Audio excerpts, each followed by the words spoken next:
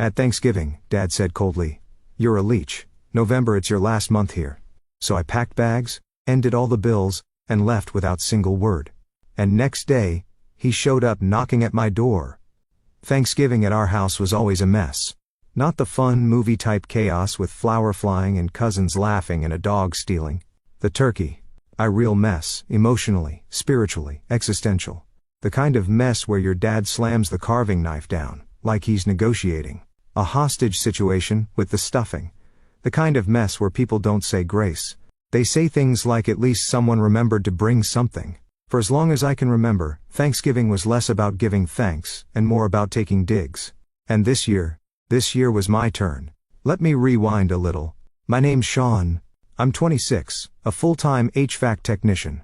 And as my dad reminded me at least once a week, grown man still living under his parents' roof. Never mind that I paid for most of that roof or the heat inside it or the fridge, the lawn service. And the Netflix subscription, they used to binge romantic thrillers at full volume. Nope.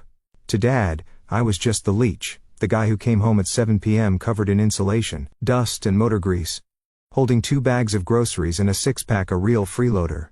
And if you asked my older brother Ryan, golden boy, MBA 3 kids, a wife who called herself a Pinterest entrepreneur, he'd say, I just like the easy route.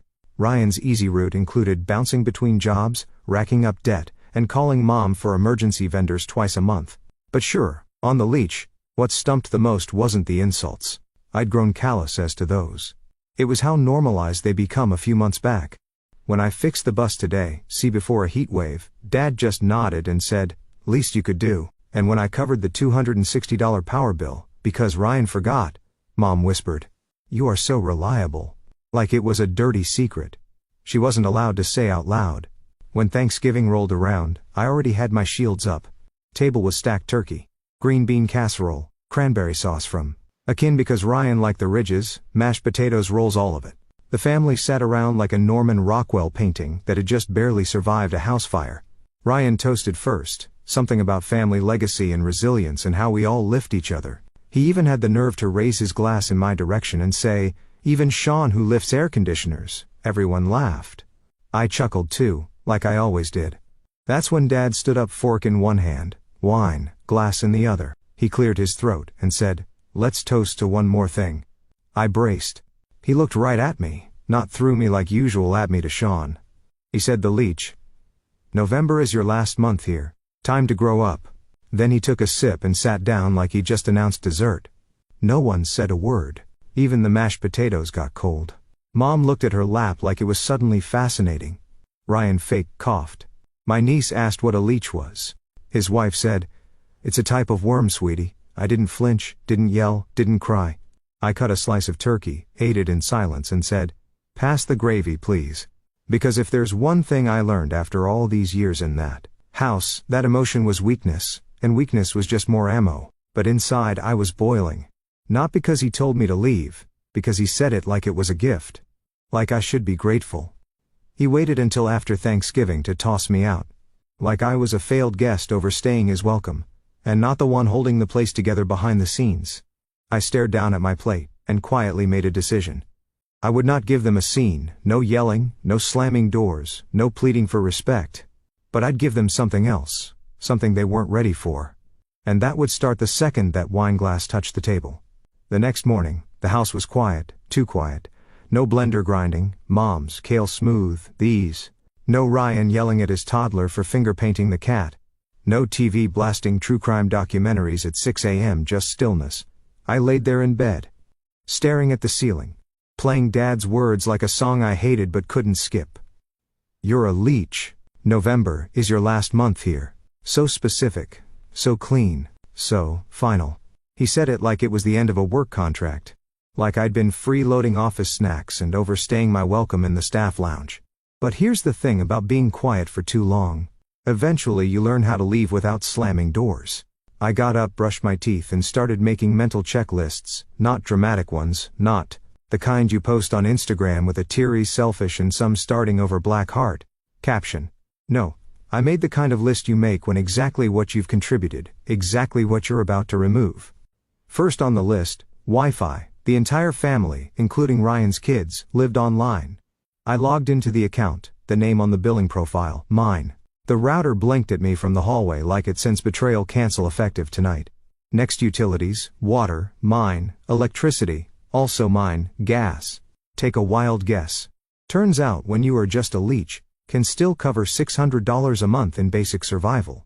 Cancelled, scheduled shut-offs for December 1st. 3rd. Streaming services, Netflix, Hulu, Disney Plus, Spot. If I the entire buffet of digital noise, I logged into each one and changed the passwords. All of them. I even renamed the profiles. Ryan's account became Actually My Mom Read Hard True Crime. Came Not Today, Carol and the Kids profile. Little Mumu turned into Asked Your Parents. Petty. Absolutely. But what? It felt? Surgical, not explosive. Just precise. The way a man trims fat from a steak. By 11, Ami was packing my things. And by my things, I tools work boots, my favorite flannel, the old coffee maker. They never touched my toolbox with every socket wrench. I bought over the years in a giant duffel of the essentials. What I did in pack guilt. Not 1 ounce of it. I glanced around the room that used to be mine. Faded posters from high school, a dent in the wall from a long-forgotten argument. The old bookshelf Dad refused to toss, because real men read paperbacks. It didn't feel like home anymore. Hadn't, in a long time. At noon, I walked into the kitchen. Mom was there scrolling on her phone with a face?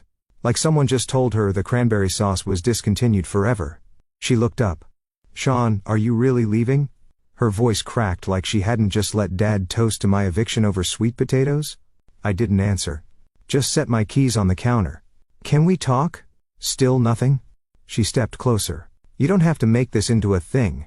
And it was the line thing. They always said that whenever I had a feeling, a thought, a boundary, don't make it a thing. So I just walked out the front door. I didn't slam it. I didn't pack up the car like I was storming off in a teenage tantrum. I just slid into the driver's seat of my beat-up truck, turned the ignition and drove. And as I pulled onto the street, I looked in the rearview mirror, and saw the house that raised me shrinking into the background. The house I'd kept warm, lit, running clockwork. The house I was never really in, not as a son, not as a brother, just as background labor. But now it would be exactly what Dad toasted to a home without its leech. My new place was nothing fancy. 1 bedroom, slightly crooked floorboards, kitchen faucet that squeaked like it was haunted, and a fridge that made a low growl every hour like it had unresolved trauma. But it was mine. Paid the deposit myself. Signed the lease in my name. No shared fridge drama, no missing leftovers, no. Sean, can you fix this real quick? Just me, a borrowed couch, a box of tools, and the kind of silence that didn't feel like punishment for once. When I dropped my duffel on the floor and heard the echo in the empty space, I didn't feel lonely, I felt free. I cracked open a cold beer, sat on an overturned milk crate, and let the exhaustion roll over me. Not just from the move, but from the years of being the invisible backbone in a house that never acknowledged the spy on it, lean on. And what's wild? It wasn't even the insults that stuck with me. It was the absence of thanks. I never wanted a trophy, just maybe a nod.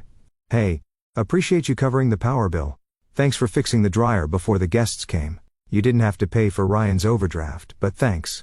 But what I got instead was a wine glass raised in front of the family saying, "You're a leech, no guilt, no regret.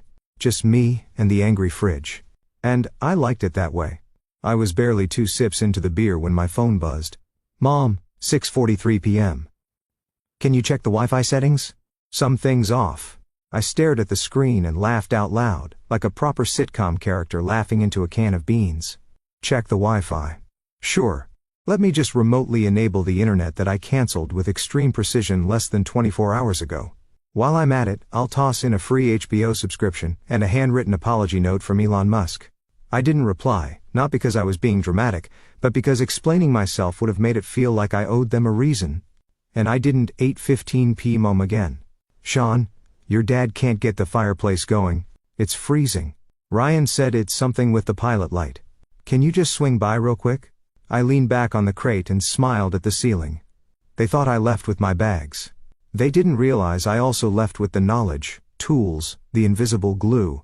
Still, I didn't reply, but I did picture them wrapped in 3 comforters, trying to stream a Hallmark movie with no Wi-Fi and cold toes. Call it petty. I call it poetic. By 10 p.m. the messages stopped at least for the night. But my phone had 6 missed calls, 2 from Mom from Ryan. And 1 group text sent by Dad himself, which for the record was rare. Dad didn't group text. He barely understood emodes. There it was. Dad family chat, 9:41 p.m. Sean. This isn't how adults behave. Come home. Fix the heat. You live here. That last line made me laugh so hard. I nearly choked on a pretzel stick. You live here. Now, I live there. 24 hours ago, I was a leech, financial barnacle, a house pest. But suddenly, I'm staff on call. What's next? A name badge and a schedule the next morning? I woke up around 8 a.m. to a knock at the door firm, competitive, rhythmic. I looked through the people. There he was. Dad in his flannel robe, bed hair, holding a toolbox. Toolbox I bought, by the way, paid in cash, labeled every drawer. He knocked again, this time harder. And for a moment, just a moment, I imagine opening the door and saying, "You're a day early." I thought I had until December, but I didn't open it. Not yet. Because for the first time in years, I wanted to watch him, watch him, stand on the porch, like I'd stood in that house, overlooked, underappreciated, and asked to work like it was expected. Let him knock. Because sometimes the only way people realize your worth is when they are left out in the cold, literally. I opened the door slowly, calmly, like someone answering a package delivery. Not a man who had just tried to evict me mid-turkey. Dad didn't even wait for a greeting. He barreled past the threshold like he owned the lease. "Sean, the gas line's not kicking in," he barked. I tried everything, thermostats flashing like it's possessed. I stepped back and let him talk, not because I respected him, because watching him flail was oddly therapeutic. He dropped the toolbox on my kitchen counter like a challenge. "You're gonna help or what?" I crossed my arms. "I don't live there anymore, remember?" He blinked. Then scoffed like I was being ridiculous. "Don't make this emotional. Family's cold. Kids are shivering. So now I'm family." He flinched just slightly, then he deflected like he always did. "I didn't mean what I said at dinner. You took it the wrong way." "Did I? How I get with wine?" Paused. Pressure holidays. There it was. The all-occasion excuse: pack wine, stress, and the holidays. I walked over to the counter, opened the toolbox, and picked up a screwdriver, not to hand it to him. Just to feel the weight of it. It reminded me of who I was. "The heat works." I said, "It's not the system." He looked confused. I smiled. "It's the account." I shut off the gas. "Dad, you toasted to November being my last month." There, I just made it official. He stared at me like I just told him I burned the family tree. "You what I ended. Everything I paid for: power, water, Wi-Fi, gas. The leech has unlatched. Congratulations. You canceled the heat in winter." I shrugged. "Maybe you should ask Ryan. I'm sure he can then load the gas company between rounds of golf." Dad's face turned the color of undercooked turkey. "You left your mother in a freezing house?" "No." I said, voice level.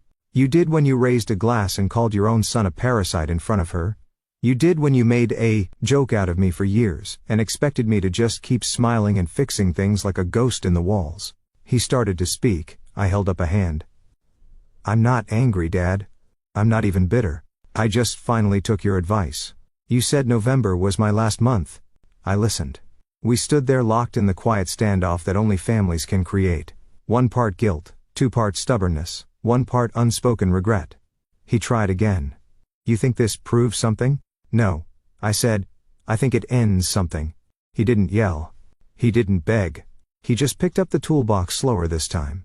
Like it weighed more than it did. At the door, he turned and said, "You used to be the dependable one." I tilted my head. "No. I was just quiet. There's a difference." I shut the door. I stood there for a second, back against the wood, breathing. That conversation was years overdue. But not once did I raise my voice. Not once did I try to make him understand. I just laid the facts down like blueprints and let him choose whether to build or walk away. And now it was time to reinforce the boundaries. I grabbed my phone and opened the family group chat, typed 1 line. "Effective December 1st, I am no longer your unpaid technician landlord, or emotional punching bag. Good luck." Then I left the group. The silence that followed better than 1,000 apologies. Because silence, chosen silence, is peace. The next few days were oddly quiet, too quiet. I thought maybe they doubled down. wrote me off completely, labeled me and grateful the family, leisure and moved on with their glorified golden child and his interest influence a wife. Then like clockwork, the storm hit. It started on Monday. Mom, 9:04 a.m., we miss you. I think your dad didn't mean to sound so harsh. Mom, 908 a.m. also, if you did cancel the gas, could you please call them and fix it? Ryan's kids are coughing. You think that line might make me feel guilty, coughing children and all. But I knew that house. I knew those kids. I knew they were coughing because Ryan insisted on keeping the window cracked for fresh air, even in 30-deg weather. While he sat in a hoodie and watched sports on his tablet, still I didn't respond. Tuesday. Broad voicemails, 12 to be exact. Most were garbled. Mom whispering, like she was in witness protection. Ryan sighed dramatically and saying things like, I don't know why you're doing this, man. It's not that deep. My personal favorite. We just need you to be the bigger person. Classic move. Treat someone like a doormat for years. Then when they stand up, tell them to sit back down because they're better than this. By Wednesday, they were getting creative. I opened my front door to find a Tupperware container on the welcome mat. Mom's lasagna, with a note, taped to the lid. For when you're ready to talk. We love you. Mom. I stared at it for a good 2 minutes. Then I opened the lid, took out the note, taped it to my fridge and threw the lasagna out. It wasn't a peace offering. It was baked. Food had always been her way of avoiding words. Burn a bridge, bake a pie. Thursday brought the unexpected. There was a knock on my door around 3 p.m., not the aggressive dad knock. This one was hesitant. I peeked to the people. Ryan wearing a wool coat that still had the store tag dangling from the sleeve, and a look like someone just told him Instagram was outlawed. I opened the door halfway. He smiled like he practiced in the mirror. Man, can we talk? I raised an eyebrow. He laughed awkwardly. Fair. I know things got kind of nuclear back there. I just wanted to clear the air. Did you bring an air purifier? He forced another laugh. I get that Dad was a little harsh. Do you? He sighed.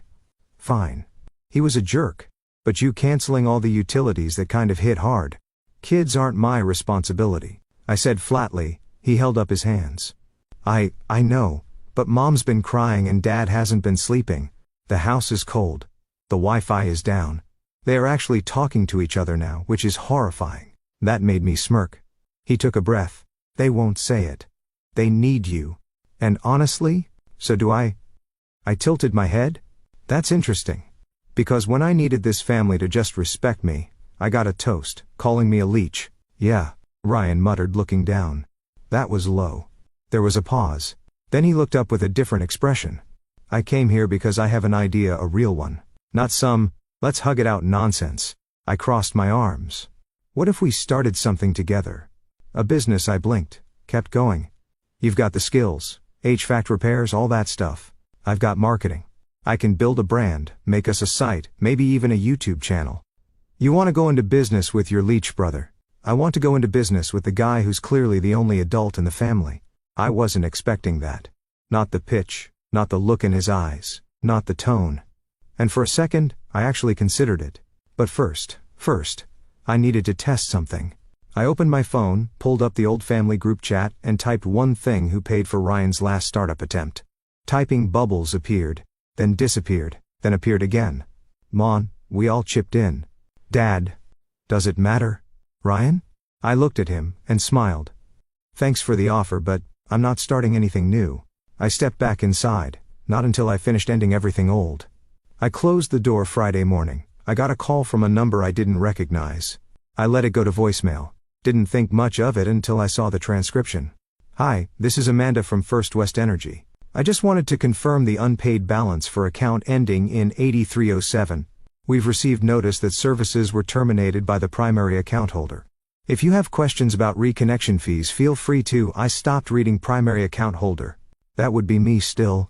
Because guess who never bothered to transfer anything over after I moved out? Yep, the same people who told me I was a leech. That same afternoon, I got another email. This time from the property manager of the house.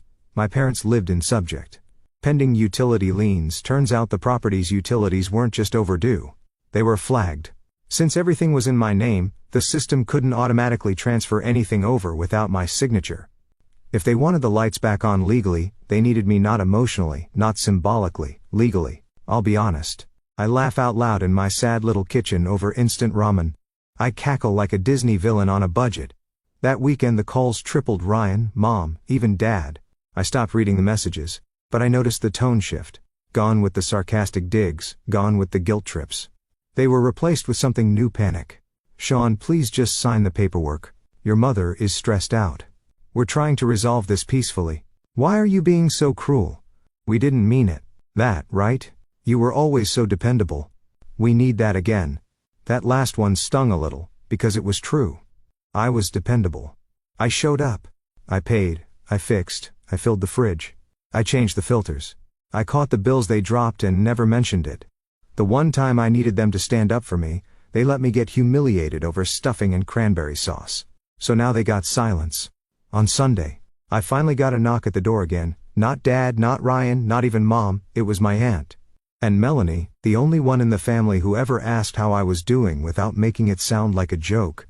She stood there in a beige trench coat, holding a manila folder and a pie. "Hi, sweetheart," she said softly. I opened the door. "Don't worry, it's not poisoned," she added, lifting the pie slightly. "Store-bought." I baked like I text burned, and slightly passive-aggressive. I smirked. She handed me the folder. Inside were all the transfer forms, utility accounts, gas, electric, even internet. She sighed. "They didn't ask me to do this. I volunteered because they won't say it. They know they messed up." I flipped through the pages. All of them missing one thing. My signature. And Melanie looked at me. "I don't want you to forgive them. Not now, maybe not ever. But I do want you to be free." That caught me off guard. She gestured at the folder, signing. "These doesn't mean they win. It means you're not tied to their mess anymore. You get to walk away without debt collectors calling you for heat to use." She was right. Holding that folder, I realized I had two choices. Let them freeze and drown in late fees out of pure spite, cut the last thread, not for them. For me. So I signed quietly, no drama, no conditions. And Melanie gave me a small smile. "Want me to drop this off?" I nodded. She hugged me. It was warm, real. Before she left, she turned and said, "They're gonna ask how we convinced you. What do you want me to say?" I thought for a second, then smiled. "Tell them the Leech finally found something better to stick to." For the first time in years, Monday felt clean. No half-heated guilt texts. No emails asking about overdue balances. No, "Sean, real quick. Can you fix?" Nonsense. I made coffee, sat by the window. Let the radiator home without needing to bleed it. The silence didn't feel empty anymore. It felt earned by noon. I had my phone on Do Not Disturb and a to-do list that involved absolutely no one but me: groceries, oil change, check out that workshop space. I bookmarked 100 times, but never turned. I even shaved. That's how fresh I felt shaved on the Monday. But peace in my life always seems to have a 48-hour shelf life. Because by Tuesday evening came back, the Knox wasn't angry. It wasn't desperate like before. It was soft by guilt, dressed in cologne. I opened the door slowly, and there he was. Dad wearing actual jeans, which was a rare event, and holding a small envelope in one hand, and a six-pack in the other. He didn't say anything right away. Just gave a tight smile. I figured maybe we could talk. I leaned against the doorframe. "Funny. You didn't need to talk when you were toasting my eviction with mashed potatoes." He flinched. "I deserve that. And more." He nodded. I know there was a pause. Then he handed me the envelope. I opened it. Inside a check for $1,200. Same amount I had been silently sending every month to keep that house afloat. The gas, the lights, the internet, all of it. I raised an eyebrow, cleared his throat. I talked to Melanie. She told me everything. How much you covered. What you pulled back. I didn't realize that made me laugh. Not a nice laugh. Kind that leaks out of the hole where trust used to be. "You didn't realize you couldn't hear the money leaving my account every month while you called me lazy." I didn't think. "No, you didn't." We stood in that heavy silence, him shifting on his feet like a teenager about to get grounded. Then he said something that actually surprised me. "I want to fix it. All of it. I know I can't erase what I said, but maybe we start over." He held out the six-pack, like it was some kind of olive branch. Figured we could talk like men. Now here's the thing, in another life, maybe 5 years ago, I would have melted at that. Taking the beer, laughed, told myself people change. Let myself believe that an apology and a refund meant we were square. But I wasn't that guy anymore. I handed the check back. Keep it. Consider it rent for November. Dad looked genuinely confused. You're not taking it. No. I said firm because the cost wasn't just money. He shifted. Sean, I shook my head. You raised a glass in front of my whole family and called me a leech. You turned every sacrifice I made into a punchline. This isn't about $1,200. It's about every moment you could have defended me and chose not to. He looked down, then quietly. What do I need to do to fix it? My answer came fast. Nothing. Because you can't fix what you never tried to build. He stood there a moment longer, then turned and walked back to his car. Didn't slam the door, didn't speed off, just left. And I closed mine with a calm I never felt before. Because forgiveness doesn't always mean returning to the table. Sometimes it means building your own and not saving them a seat. It had been 3 weeks since that final knock. 3 weeks since the check, since the speech, since I told my father to his face that he couldn't rebuild something he never cared to hold up in the first place. 3 weeks of silence. No texts, no voicemails, not even a meme from Mom, which in her language was basically a peace treaty. And for the first time in years I didn't feel like I was waiting for anything. Not approval, not apologies, not invitations to tables. I was never really welcomed at. I'd started sketching ideas for a solo business, not with Ryan, but just me, something simple, handyman services, HVAC repair, plumbing, whatever came my way. The difference now, boundaries. No more family discounts. No more. Can you just swing by and take a look? If you want a Sean, you booked him, you paid him, you respected him. And then something weird happened. I got a notification. New message from Anne Melanie. Not unusual. The attachment was a video. Caption. You're going to want to see this. Wait for the 20 ND mark. I clicked it. It was filmed at someone's birthday party from the kitchen. Looked like Ryan's daughter, balloons, folding chairs, that awkward cheat sheet cake. Dad was at the table, arms crossed, clearly uncomfortable. Mom was fussing with forks. Ryan was chatting with someone about sports, and then one of the guests, someone I didn't recognize, asked loudly. So where's your son? The one who used to do all the fixing cue. The silence. Dad looked up, paused and said barely above a mutter, we don't talk much anymore. He was the glue. We didn't realize until it cracked. Boom. 18 seconds in. Just like she said, I stared at the screen for a long time, not because I needed to hear it, but because I never thought he would say it out loud to someone else without the whine or the ego or the excuse of holiday stress. But I still didn't reply. I didn't feel triumphant or smug, just done that honestly felt better than revenge. A week later, I got one last delivery, a small package, no return address inside card. Handwritten. We made a lot of noise. You did all the work. We didn't see it. That's on us. No signature, no names. Just a key taped to the back. My old house key. I set it down, didn't toss it, didn't frame it, just set it down, because I didn't need to return to prove a point. I was already past it. 6 months later, I opened my own place. Small shop needs signage by appointment, only taped to the door on the wall behind my desk. That group chat message I once sent framed, I am no longer your unpaid technician, landlord, or emotional punching bag. Good luck. Clients laughed when they read it. Some even asked if it was real. I just smiled and said family business. One lady said, that sounds messy. And I grinned. Nah, not anymore.